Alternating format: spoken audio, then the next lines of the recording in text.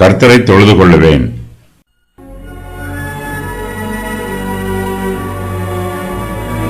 சங்கீதம் 116. கர்த்தர் என் சத்தத்தையும் என் விண்ணப்பத்தையும் கேட்டதினால் அவரில் அன்பு கூறுகிறேன். அவர் தமது செவியை எனக்கு சாய்த்தபடியால் நான் உயிரோடு இருக்கும் அளவும் அவரை தொழுது கொள்ளுவேன். தாவீது இந்த சங்கீதத்தின் ஆசிரியர்.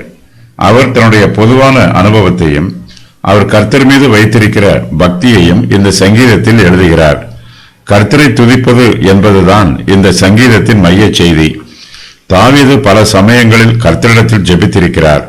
அவர் கர்த்தருடைய நன்மைகளை பல சமயங்களில் பெற்று அனுபவித்திருக்கிறார். கர்த்தர் தமது செவியை தனக்கு சாய்த்தார் என்று தாவீது அறிக்கை செய்கிறார்.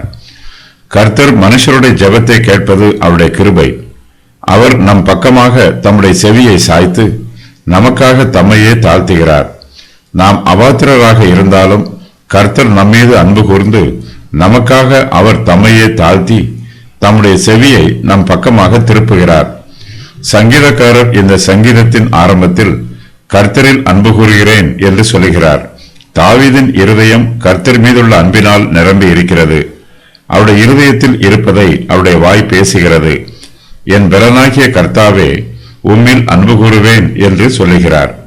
தாவீதைப் போலவே நாமும் கர்த்தரில் அன்பு கூற வேண்டும். அவர் நம்முடைய சத்தத்தையும் நம்முடைய விண்ணப்பத்தையும் கேட்டதினால் நாம் அவரில் அன்பு கூற வேண்டும். கர்த்தர் தமது செவியை நமக்கு சாய்த்தபடியினால் நாம் அவரை தொழுது கொள்ள வேண்டும். தாவீது கர்த்தரை தொழுது கொள்வதை பற்றி சொல்லும்போது, நான் உயிரோடு இருக்கும் அளவும் அவரை தொழுது கொள்ளுவேன் என்று அறிக்கை செய்கிறார்.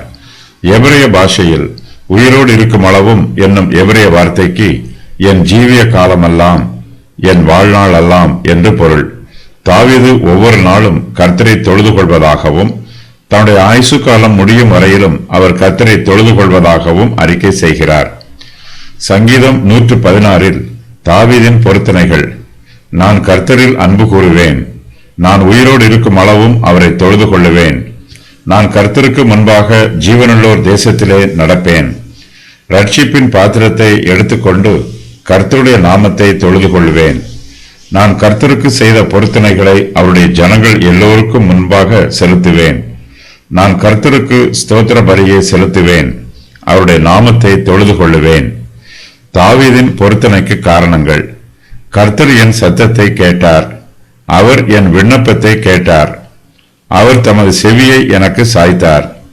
மரண கட்டுகள் என்னை சுற்றி கொண்டது. பாதாள இடுக்கண்கள் என்னை பிடித்தது.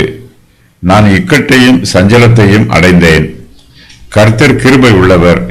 கர்த்தர் நீதி உள்ளவர். தேவன் மன உருக்கமானவர். கர்த்தர் கபடமற்றவர்களை காக்கிறார். அவர் என்னை ரட்சித்தார்.